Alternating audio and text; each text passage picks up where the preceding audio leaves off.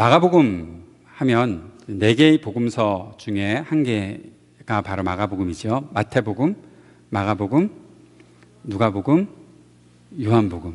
예. 힘차게 외쳐줄 줄 알았는데 약간 실망스럽지만 네 가지 복음서가 있다고요. 다시 한번 마태복음, 마가복음, 누가복음, 요한복음. 예. 퀴즈. 이 네 가지 복음서 중에 세 가지 복음이 같은 관점을 가지고 쓰여졌습니다. 뭐가 있을까요? 그럼 세 가지를 다 얘기하기 좀 복잡하니까 그것이 다른 관점으로 쓰여진 복음서가 있다 하면 뭐 어떤 복음일까요? 예, 요한복음. 요한복음은 조금 다른 관점으로 쓰여진 복음서고요. 그렇다면 같은 관점으로 쓰여진 복음서가 마태, 마가, 누가, 이 세 가지 복음서는 같은 관점으로 쓰여진 복음서다. 그래서 좀 어려운 말로 공관복음, 같은 관점으로 쓰여진 복음이다라고 그렇게 얘기합니다. 제가 너무 쉬운 말을 하고 있어서 지금 굉장히 자존심 막 상하고 있는 분들이 한 세 분 정도는 이렇게 눈빛이 그런 것 같아요. 그런데 다른 분들은 처음 듣는 이야기인데 막 그렇게 보고 있는 것 같아요. 예, 계속 그렇게 들어주십시오. 예, 자, 퀴즈. 그러면 이 세 가지 복음서 중에서 제일 먼저 쓰여진 복음서가 어떤 걸까요? 역사적으로 제일 먼저 쓰여진 복음서가 어떤 걸까요? 자, 1번 마태복음 손 들어보세요. 1번 마태복음. 성경이 제일 앞에 나오니까 그게 제일 먼저 쓰여졌겠지. 예, 마태복음 손 들어보세요. 자, 그러면 2번 마가복음. 마태보다는 마가가 가나다 순으로 앞서지 않을까? 그럼 3번 가나다 순이라면 누가복음이죠. 니은으로 시작했으니까 3번 손 들어보세요. 누가복음. 그게 뭔 상관이에요, 목사님? 아무거나 먼저 쓰였으면 됐지. 생각하시는 분 손 들어보세요. 예.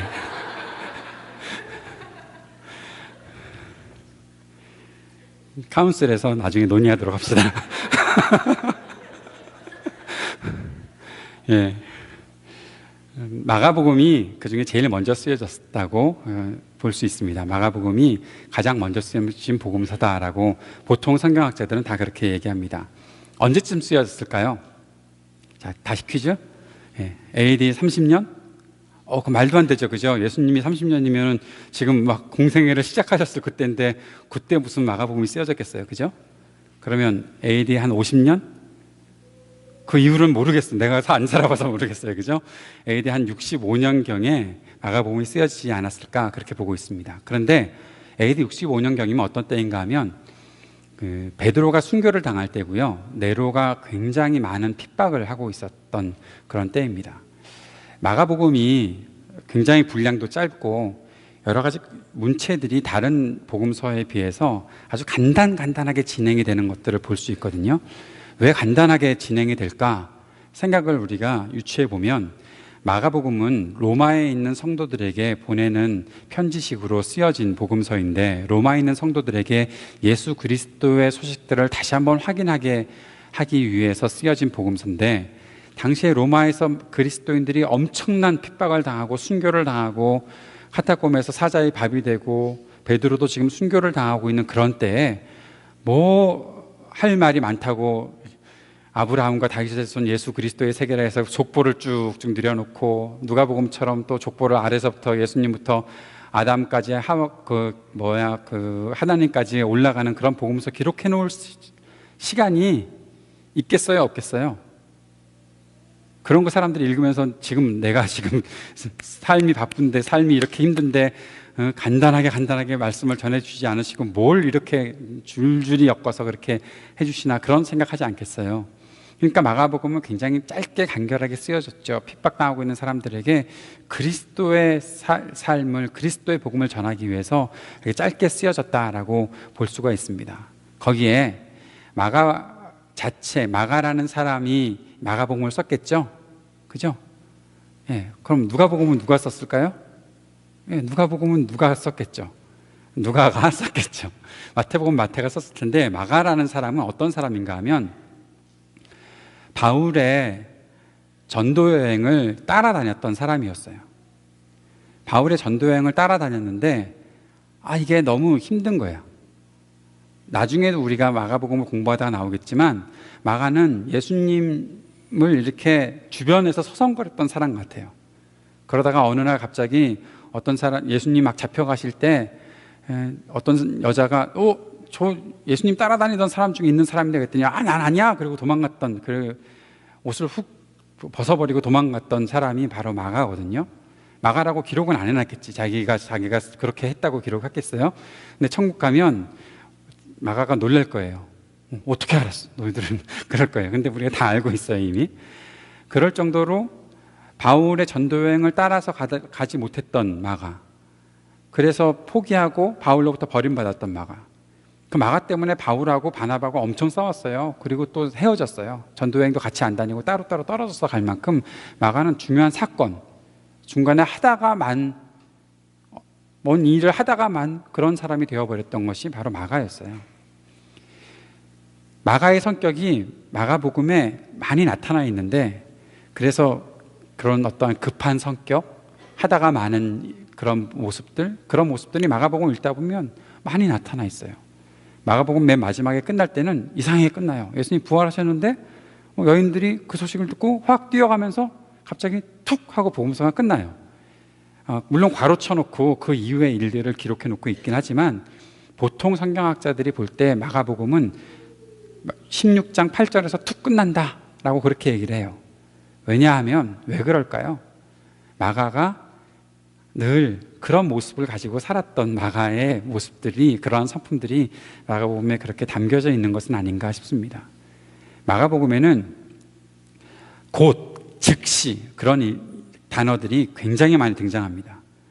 마가가 그랬던 사람이기 때문에 그래요. 그래서 저는 어렸을 적에 마가복음의 별명을 곧복음이다 라고 말할 정도로 곧, 즉시, 한번 읽어보세요.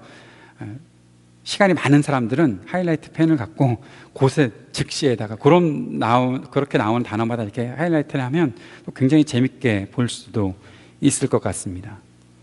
마가복음은 예수님께서 가르치시는 가르치심이 이렇게 회당에 모여 앉아서 가르치시는 가르치심보다 길에 다니면서 하는 그런 가르침도 굉장히 많이 나타납니다. 어딘가로 급하게 가고 있는 것 같은 그런 느낌이 드는 것이 바로 마가복음이기도 합니다. 그런 마가복음을 이제 우리가 함께 공부할 텐데, 그 마가복음 속에서 나에게 하나님께서 어떤 말씀을 하시는지 하나하나씩 살펴보고자 합니다. 오늘 1절 말씀을 한번 읽어볼까요? 다 같이 읽어봅시다. 시작. 하나님의 아들 예수 그리스도의 복음의 시작은 이러하다. 지금 세번역 성경은 굉장히 친절하게 하나님의 아들 예수 그리스도의 복음의 시작은 뒤에 이러하다라고 얘기를 해 주었는데, 사실 그 원어상 1절을 보면 하나님의 아들 예수 그리스도의 복음의 시작 하고 딱 끝납니다. 하나님의 아들 예수 그리스도의 복음의 시작. 마가답죠? 좀 전에 얘기했던 대로 지금 뭔가 얘기하고 싶은 게 마가는 굉장히 많은 거예요. 이 성경을 기록할 때 이거 언제 다 말을 해주지? 라고 그런 마음을 갖고 시작을 하는데, 앞에 부분부터 시작하면서 헬라어에서는 아르케라는 말로 시작을 하는 거예요. 시작. 뭐가 시작? 복음의 시작. 그 복음은 누구의 복음? 하나님의 아들 예수 그리스도의 복음. 시작 하고서 마가복음 1장 1절이 그렇게 시작되고 있습니다. 오늘 이 본문에서 우리 세 가지 단어에 초점을 맞춰 보도록 합시다. 첫 번째는 하나님의 아들이라는 것과, 두 번째는 복음이라는 것과, 세 번째는 시작이라는 단어에 한번 초점을 맞춰서 말씀을 나누고 싶습니다. 첫 번째는 하나님의 아들이라는 겁니다. 하나님의 아들. 아까 말씀드렸던 것처럼 마태복음하고 누가복음에 예수 그리스도의 족보가 있어요. 마태복음은 유대인들에게 전해주고 있는 복음서이기 때문에 아브라함과 다윗의 자손 예수 그리스도의 족보다라고, 계보다라고 시작하면서 아브라함의 자손 중에 예수 그리스도가 오셨음을 나타내주고 있는 그러한 족보가 나타나 있어요. 누가복음은 이방인들에게 쓰여졌어요. 특별히 데오빌로라는 사람에게 누가가 예수 그리스도를 소개해주고 싶어서 이방인인 데오빌로에게 예수 그리스도를 소개해 주려니까 그 족보가 아브라함의 자손이다라고만 하기보다는 예수님부터 시작해서 끝으로 올라가는데 누구까지 올라가요? 아담하고 그 위에 하나님까지 올라가는 족보가 기록되어 있어요. 그러면 마가복음에는 족보가 있을까요? 없을까요? 아까 족보가 없다라고 얘기했는데 그냥 없지 않아요. 저는 마가복음에서 예수님의 족보를 발견했어요. 어떻게? 하나님의 아들. 그거 한마디면 다 된 거예요. 하나님의 아들이다. 예수님은 누구십니까? 물어보면 뭐라고 대답해야 될까요? 아브라함이 이삭을 낳고 이삭이 야곱을 낳고 그게 아니라 예수님은 누구십니까? 그러면 예수님은 하나님의 아들입니다 라는 걸로 단 한마디로 소개할 수 있는 거죠. 예수 그리스도는 하나님의 아들입니다. 하나님의 아들이라는 것은 우리가 한 가지 생각해야 되는데, 여러분 혹시 지금 이 자리에 예수님이 하나님의 아들이니까 하나님이 만드신 어떤 피조물이겠거니 라고 생각하는 그런 사람들이 혹시 있습니까? 하나님의 아들이니까, 아들이는 만들어졌으니까 피조물이네? 그렇게 생각하면 우리가 성경을 잘 이해할 수가 없어요. 예수님은 하나님으로부터 나오셨지만 하나님의 피조물은 아니에요. 그래서 영어로는 어떤 말을 쓰나 하면 창조되었다, 만들어졌다라는 말을 쓰지 않고 그 안에서 나왔다라는 말을 써요. 그래서 신학자들이 거기다 쓰는 얘기는 generate라는 얘기를 보통 쓰기도 해요. 어렵죠, 그것이. 그런데 여기서 우리가 왜 하나님의 아들이어야 합니까? 왜 하나님의 아들이라는 것으로 우리에게 설명하고 계십니까? 예수님을 왜 그렇게 설명하십니까? 라는 단어에 초점을 맞추어서 생각할 때 이게 굉장히 어려운 일이지만 우리가 꼭 한 가지 기억해야 될 것이 있어요. 하나님의 아들이 아니면, 하나님의 아들이신 예수나 그리스도라는 것은 이 땅에 오셔서의 이름이잖아요. 예수라는 것은 하나님의 아들이 아니면 우리를 구원할 수 있는 사람이 세상에 있어요? 없어요? 없어요. 하나님이 아니시면 하나님의 그 본성을 그대로 갖고 빌립보서에 나온 대로 하나님의 본체이신, 하나님과 동등하신, 하나님으로부터 피조물로 창조된 것이 아니라 하나님이신 예수 그리스도, 하나님의 아들이신 예수 그리스도가 아니면 우리를 구원해 줄 수 있는 사람은 이 땅에 아무도 없어요. 왜냐하면 사람은 아담이 죄를 범하고 난 이후로 그 이후로 모든 사람이 다 죄로 들어갔기 때문에 그래요. 나는 지은 죄가 없는데, 혹시 그런 질문을 던질 수도 있겠죠. 그런데 죄라는 것은 신학적으로는 유전되었다고도 표현을 하지만 저는 조금 더 간단하게 여러분께 설명드리고 싶은 것은 죄라는 것 때문에 하나님과 우리 사이가 완전히 단절되어서 아담 이후에 태어난 모든 사람들은 죄가 유전될 뿐만 아니라 죄 속에, 죽음 속에 그대로 태어나서 그냥 그 자리에 머물러 있어요. 생명이라는 것과는 전혀 관련이 없어요. 하나님과의 관계는 아예 끊어진 채로 태어났기 때문에 우리는 태어나면서부터 죄인으로 태어났고 태어나면서부터 죽음의 세계 속에서 태어나서 살고 있는 거예요. 내가 살아가고 있는 것 같지만, 육체적으로 살고 있지만 결국 우리에게는 육체적인 죽음이 이미 정해져 있어요. 그런데 어떻게 사람들 안에서 구원자가 나올 수 있어요? 없죠. 왜냐하면 죽지 않을 수 있는 사람이 구원할 수 있는 거예요. 똑같이 죽는 사람이 구원을 이룰 수 없어요. 하나님, 그 구원이라는 것이 무언가 하면 하나님께로 가는 거예요. 하나님의 생명과 같이 얻는 거예요. 하나님의 생명과 함께 살아가는 거예요. 하나님과 단절되었던 관계가 이어져서 죽음이 아니라 생명으로 옮긴 그 삶을 살아가는 거예요. 그것이 하나님께서 이루실 구원인데, 그 하나님의 구원을 이루려면 사람이 아니라 하나님이 오셔서 그 구원의 길들을 이루어 주셔야 되는 것이죠. 죄인 속에서는 그 누구도 구원을 이룰 수 없어요. 모든 사람이 죄를 범하였음에 하나님의 영광에 이르지 못하더니라고 말한 로마서 3장 23절의 말씀 그대로 우리는 모두 다 죄인이기 때문에 내가 조금 더 잘났고 못났고 그런 것으로 누구를 이렇게 구원으로 내가 이끌어줄 수 있는데 라는 그런 말을 할 수가 없어요. 그 누구도 스스로는 구원이라는 것을 생각할 수도 없고 상상할 수도 없고 만들 수도 없어요. 그래서 보내주신 분이 하나님이신 하나님의 아들 예수 그리스도가 이 땅에 오신 거죠. 그 하나님을 우리가 만나는 거예요. 그 하나님의 아들을 우리가 어떻게 그럼 만나게 되었냐고요? 아주 기초적인 것을 한번 이야기해 볼까요? 예수님이 어떻게 태어나셨습니까? 오늘 우리가 보는 마가복음에는 한 가지 없는 것이 있는데, 마태복음이나 누가복음처럼 예수님의 탄생 기사가 마가복음에 기록되어 있지 않거든요. 그래서 잠깐만 그 얘기를 짚고 넘어가 봅시다. 예수님께서는 사람이 남자와 여자와 결혼해서 태어나는 그런 아이로 태어나지 않으셨어요. 왜 그런가 하면 인간 사이에서 태어난 아기는 사람이기 때문에 아까 말했던 것처럼 그대로 죄를 안고 태어날 수밖에 없거든요. 예수님이 요셉과 마리아를 통해서 태어난 아기라면 예수님은 그대로 죄를 안고 있을 수밖에 없는 것이죠. 그러면 죄인이 죄인을 구원할 수 없잖아요. 그래서 하나님께서 선택하신 방법은 예수님이 사람으로 이 땅에 오셔야 하는데, 그건 좀 이따 얘기하겠습니다. 왜 꼭 사람으로 오셔야 되는지. 사람으로 오셔야 되는데 사람으로 오실 수 있는 방법을 처녀의 몸을 통해서 잉태되어서 낳은 아기로 태어나게 하신 거예요. 그래서 성령께서 처녀였던 마리아를 임신하게 하고 그 안에서 태어나게 하셨던 것이죠. 예수님이 요셉의 아들이다라고 할 수 있는 것은 이미 그때 정혼한 상태, 결혼을 약혼한 상태였던 요셉과 마리아의 사이에서 태어났기 때문에 요셉의 그 족보에서 태어날 수 있는 그런 예수님이 되오셨지만, 예수님의 그 인성에는 전혀 사람과 사람 사이에서 태어난 것이 아니라 성령으로 잉태되어서 오는 사람으로 이 땅에 오셨다는 것입니다. 그러면 예수님이 꼭 사람이셔야 합니까? 네, 사람이어야 합니다.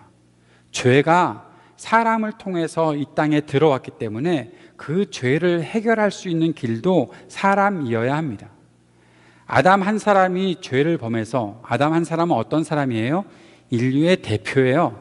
인류의 시조일 뿐만 아니라 그는 대표예요. 그가 하나님과의 약속을 어기고 선악을 알게 하는 나무의 열매를 따먹고 죄를 범했기 때문에, 여자라고 그랬는데, 분명히 금요일에 여자라고 그랬는데 왜 갑자기 아담이, 그거는 질문을 던지시면 제가 답을 해드리고 나중에.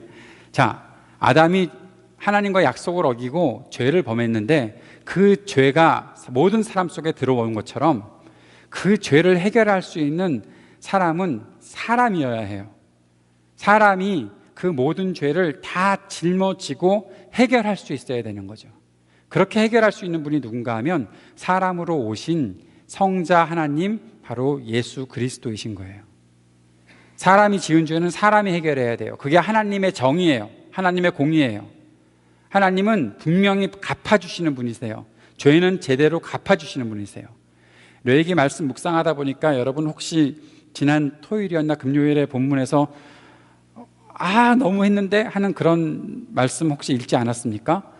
하나님이 너희가 죄를 회개하면, 너희가 죄를 돌이키면 싹 없애해 줄게 라고 말씀하지 않으셨어요. 뭐라고 말씀하실지 기억나는 사람? 그러면 내가 너희들이 왜 내가 너희들을 징계할 수밖에 없는지 설명해 주고 너희가 죄값을 치르게 해주겠다라고 말씀하세요. 그렇게 하고 나면 하나님이 기억하시겠다, 너희를 절대로 버리지 않겠다 말씀하세요. 우리 하나님은 그런 분이세요. 죄는 죄대로 심판하시는 분이세요. 그대로. 그러니까 사람이 지은 죄는 사람이 꼭 갚아야 해요. 어떻게? 죽음으로. 죽어야 해요. 죽어야 하기 때문에 사람이어야 하는 거예요. 하나님은 죽으실 수 없잖아요. 사람이 죽어야 되잖아요. 그래서 하나님이 사람이 되어서 이 땅에 오신 거예요. 하나님의 사람이 되어서 이 땅에 오셔서 우리의 모든 죄를 짊어지고 돌아가시는 그러한 일들이 생김을 통해서 우리의 죄값이, 우리의 죄가 다 속량되는 것, 다 그 안에 갚아지는 것이다 라고 설명할 수 있습니다. 사랑하는 여러분, 우리 하나님의 아들은 그런 분이세요. 하나님께서 우리를 위해서 보내주신 예수 그리스도는 하나님의 아들이세요.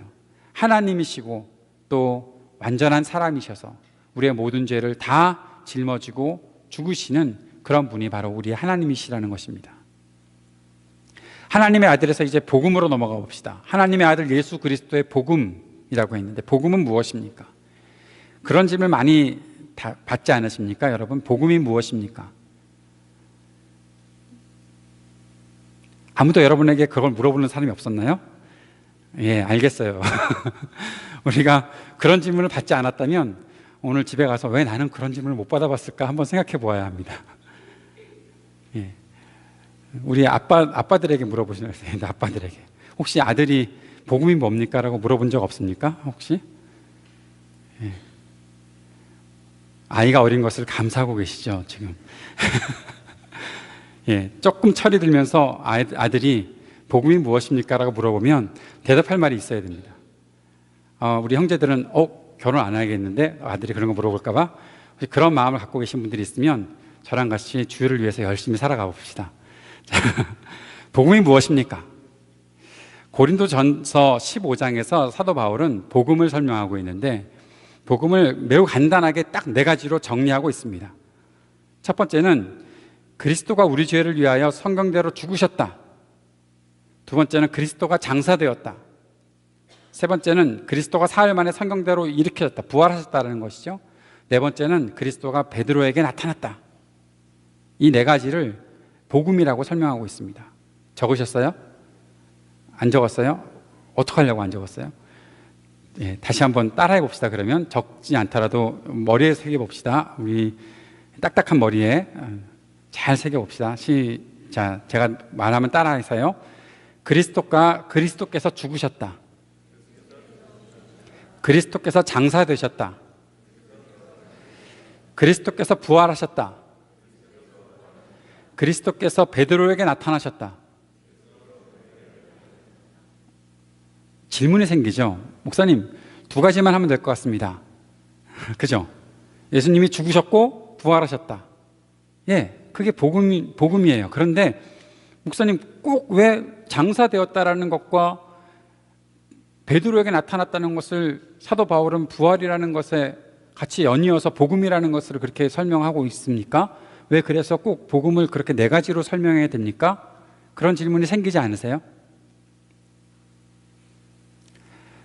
살면서 잘 살 수 있는 비결은 질문을 잘하는 거예요. 질문을 잘하려면 잘 배워야 되는 거거든요. 질문이 생기죠. 네, 그래요. 수빈이는 질문을 잘하잖아요. 자, 질문이 생기죠. 질문이 생긴다고 빨리 얘기하세요. 질문이 생깁니다. 예, 질문이 생깁니다. 네, 왜 그럴까요? 왜 장사된 것과 베드로에게 나타났다는 것이 거기에 포함되어 있을까요? 십자가의 죽으심과 부활은 여러분 다 알고 계시죠. 예수님이 나를 위해서 죽으셨다. 그리고 나에게 생명 주시기 위해 살아나셨다. 여기에 이 2가지를 더 포함시키는 이유는 그것이 역사적인 사실이라는 것과 그것에 대한 증인들이 분명히 있다는 것과 그리고 그 증인들이 했던 일들이 예수 그리스도의 복음을 증거하고 있었다는 것이 복음에 포함된다는 것입니다. 이해가 되십니까? 복음이라는 것은 예수님이 십자가에서 죽으셨다는 한 가지 사실, 예수님이 부활하셨다는 한 가지 사실, 그 정보가 나에게 있다라는 것으로 끝나는 것이 아니에요. 예수님의 죽으심과 부활이 복음이 된다는 것은 그것이 이 땅에 온전히 증거되었다. 예수님의 무덤이 있고 그 무덤이 빈 무덤이고 예수님을 장사 지냈던 수많은 증인들이 있고 그 증거가 있고 그리고 예수님이 부활하셨다는 것이 단순히 예수님 혼자서 부활하셔서 슝 하고 하늘로 올라가신 걸로 끝나는 것이 아니라 예수님이 부활하신 것을 목격한 사람들이 있다. 그리고 그 목격한 사람들이 어떻게 살았는가 하면 베드로를 포함한 모든 사람들이 예수 그리스도께서 십자가에서 죽으시고 부활하셨다는 것을 이 땅에 증거하고 있다는 것 자체, 그 모든 것들이 복음이라는 겁니다. 복음은 단순히 어떠한 정보가 아니에요. 내가 알고 있는 어떠한 사실이 아니에요. 예수님이 나를 사랑하셨다? 예수님이 나를 생각하셨다? 예수님이 나를 지켜주고 계신다? 어떠한 그런 사건으로만 나타나는 것이 복음이 아니에요. 진짜 복음은 그 복음을 들은 사람들이 움직이는 거예요. 그 복음 때문에, 그 복음을 증거하기 위해서 나아가는 거예요. 내 삶을 통해 하나님의 살아계심을 증거하고, 내 삶을 통해 예수 그리스도가 나를 사랑하신다는 것을 증거하고, 내 삶을 통해서 예수 그리스도의 그 복음이 증거되어서 수많은 사람들이 주님께 돌아오게 되는 그런 역사를 이루는 것이 복음이에요. 우리가 그 복음을 갖고 있습니다. 그 복음은 바로 우리를 살린 복음입니다. 오늘 사랑하는 여러분, 이 복음에 대한 이야기가 단순히 교회 다니니까 맨날 듣는 얘기, 그걸로 끝나지 않게 되기를 바랍니다. 복음이 우리 안에 있기 때문에 우리의 삶 속에서 막 움직이는, 그것을 말하고 싶고, 내가 본 것을 누군가에게 나타내주고 싶고, 내가 오늘도 그 복음과 그 안에 담긴 십자가의 사랑과 예수 그리스도의 그 살아계심을 증거하고 싶은 마음이 우리 안에 불일 듯이 일어나게 되기를 주의 이름으로 축복합니다. 그것이 복음입니다. 복음이라는 것은요, 마가가 처음 쓰기 시작한 단어예요. 그 당시까지는 복음이라는 말이 있긴 있었어요. 근데 어떤 이야기를 딱 그 단어를 가지고 왔어요. 제가 헬라어를 잘하는 사람이 아니라 헬라어를 말하는 것이 되게 이상하지만, 그래도 필요에 의해서 한 단어를 쓴다면 유앙겔리온이라는 단어예요. 들어본 것 같은 분들은 그래도 교회를 열심히 옛날에 좀 다니면서 많이 적고 필기하고 했던 분이고, 못 들어본 분들은 괜찮아요. 몰라도 구원받는 것에는 요만큼도 지장이 없어요.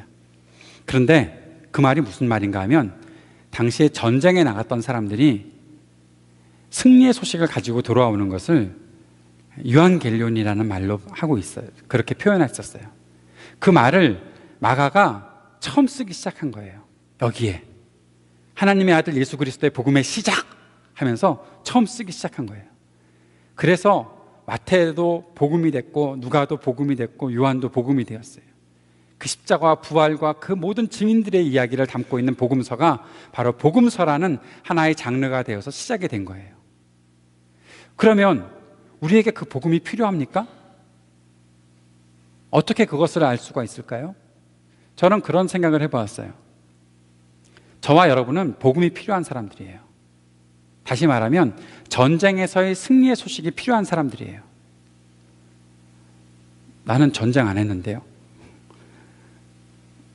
우리 가족 중에 전쟁에 나간 사람이 아무도 없어요. 그러니까 나는 전쟁 안 할 거예요. 나는 싸우고 싶지 않아요. 나는 싸움을 좋아하는 사람이 아니에요. 저도 싸움 좋아하는 사람 아니에요. 이제까지 태어나서 한 번도 주먹질하고 싸워본 적이 없어요. 누가 저의 손에 맞아서 뭐 기절했다, 뭐 그런 소리를 들어본 적이 없어요. 초등학교 4학년 때 선생님이 권투 시합을 시켰어요. 남자애들을 데리고서 체급별로 4명씩 4명씩 그룹을 지어서 권투를 했는데 한 대 맞고 기절을 했어요. 근데 선생님이 저를 너무 사랑하셔서 카운트를 오래 해주셨어요. 그래서 10이 되기 전에 일어났어요.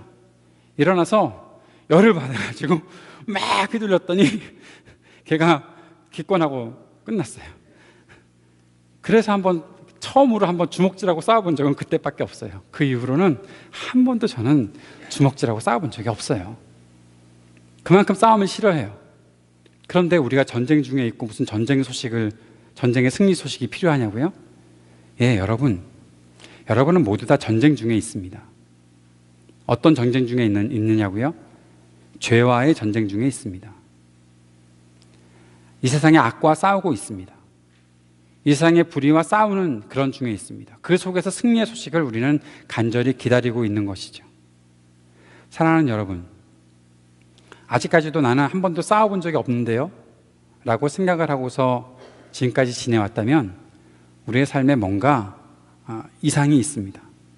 난 한 번도 고민해 본 적이 없는데요, 내 속에서 뭔가 갈등해 본 적도 없는데요, 내가 예수님을 믿는 것 때문에 한 번도 내가 그리스도인 된 것 때문에 한 번도 내 속에서 갈등도 안 해봤고, 어떻게 뭔가 좀 힘을 내보거나 땀을 흘려보거나 애써보거나 그런 어떤 죄라는 것들이, 내 현실들이 내 앞에 있을 때 한 번도 내가 맞닥뜨려서 싸워본 적이 없는데요 라고 그렇게 여러분이 생각하고 있다면 우리는 뭔가 우리의 삶 속에 이상이 있는 것은 아닌가 생각해 보아야 돼요.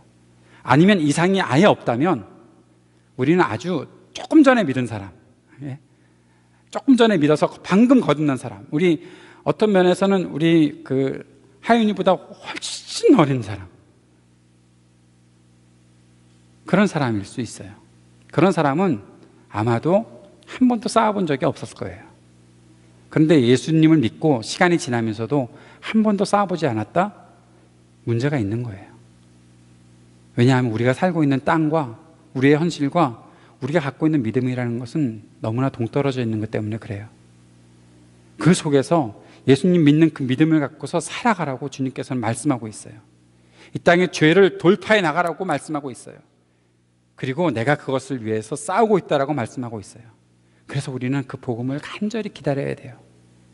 승리의 소식을 간절히 기다려야 돼요. 그 소식이 그리스도로부터 우리에게 전달되어서 지금 믿고 있고, 그리스도께서 우리들에게 그 소식을 또 매일매일 전달해 주시는 것들을 바라보며 우리가 이 땅을 살아가고 있는 거예요. 우리는 복음이 필요한 사람들입니다. 예수님을 믿는다면, 주님께 예배드리고 있다면 우리는 복음이 필요한 사람들입니다. 마지막으로 시작이라는 단어입니다. 시작. 이 시작이라는 단어는 요한복음에도 쓰여져 있고요, 헬라어로 번역한 것이 뭔가 하면 기원이라는 뜻이에요. 기원. 태초에라는 말이에요. 태초에. 요한복음이 태초에 말씀이 계시니라 라고 시작하고 있죠. 그것과 똑같은 말이에요. 시작이다. 사랑하는 여러분, 이 시작이라는 단어를 통해서 저는 한 가지를 더 묵상해 봤으면 좋겠어요. 이 복음이 하나님의 아들 예수 그리스도의 복음이기 때문에 태초부터 우리를 위해서 준비되어 있었던 복음이구나. 죄에 빠질 수밖에 없었던 우리들, 죄로 인해서 죽음 가운데 살 수밖에 없었던 우리들을 위해 주님께서는 이미 오래전부터 준비하셨고, 그리고 그 일들을 우리들에게 맛보게 해주셨구나. 그 사실이에요. 그리고 이것은 이미 시작되었다라는 사실도 우리가 기억할 수 있어야 돼요. 그 이전부터 시작되어서 지금까지 오고 있는 거예요. 사랑하는 성도 여러분, 여기서 또 한 가지만 더 묵상해 봅시다. 시작이라는 것은 뭔가 방향이 있다는 뜻이죠. 어디론가 간다는 뜻이죠. 출발되었다는 뜻이죠. 어디로 출발할까요? 어디를 향할까요? 이 복음이 나에게, 우리에게, 우리를 향해서 출발의 총성이 울리고 시작되어서 우리에게 다가오고 있다는 겁니다. 하나님의 아들 예수 그리스도의 복음은 우리를 향해서, 여기 있는 한 사람 한 사람을 향해서 출발되었고 시작되었고 다가올 것입니다. 우리가 그 복음을 만나게 될 때, 또 그 속에서 함께 출발하여서 함께 주님 앞으로 나아가게 될 때, 이 복음의 능력이 우리 안에서 역사될 것입니다. 한 가지만 더 도전하고 마치고 싶습니다. 왜 2절부터 4절까지 안 봤냐고요? 본문을 정해놓고 질문이 생기지 않습니까? 이 시작을 위해 준비하고 있었던 우리 하나님의 손길이 있었다는 거죠. 2절의 말씀은 말라기 3장 1절의 말씀이고, 3절의 말씀은 이사야 40장 3절의 말씀이에요. 이사야의 글에라고 했는데, 아무튼 그 말씀이, 구약의 말씀이 하나님께서 준비해 놓으신 무엇인가가 있다라는 것이 여기 나타나 있어요. 그리고 이 말씀을 통해서 세례 요한이 등장하게 돼요. 세례 요한이 어떤 사람입니까? 예수 그리스도의 길을 준비해 놓은 사람입니다. 예수 그리스도의 길을 준비해 놓은 사람이 세례 요한인데, 그 길이 무엇인가? 조금 전에 말씀드렸던 것처럼 예수 그리스도께서 우리에게 다가오는 길을 준비했던 사람 세례 요한을 말하고 있는 것이죠. 사랑하는 여러분, 하나님이 우리를 위해서 이렇게 준비해 놓으신 것이 있다고 그래요. 우리 하나님이 나를 사랑하셔서 나를 구원하시려고 시작하시고 준비하시고 그 일을 계획하시고 이루시는 그런 하나님이시라고 우리에게 오늘 말씀하고 있습니다. 우리는 이 시작점에 함께 서 있는 사람들입니다. 그리고 이 시작을 품은 사람들입니다. 혹시라도 나는 맨날 시작했지만 맨날 중단했고, 맨날 하고 있는 일이 안 되는구나를 반복하면서 살 수밖에 없었던 사람인데, 그런 생각을 갖고 있는 사람이더라도 오늘 주님께서 시작하신 이 복음의 메시지를 마음속에 품는다면 우리는 다시 새로운 시작을 향해 나아갈 수 있는 그런 믿음의 사람이 될 것입니다. 사랑하는 여러분, 이 복음의 시작을 우리 마음속에, 우리 중심에 품어봅시다. 그리고 새롭게 다시 또 시작해 봅시다. 그러면 하나님의 이 생명의 귀한 역사가 우리 안에서 나타남을 볼 수 있을 것입니다. 하나님의 아들 예수 그리스도 복음의 시작, 이 선언이 우리 모두에게 함께 있기를 주의 이름으로 축복합니다. 그리고 이 복음의 시작과 함께 다시 한번 힘차게 일어서는 저와 여러분이 될 수 있기를 바랍니다. 기도하겠습니다.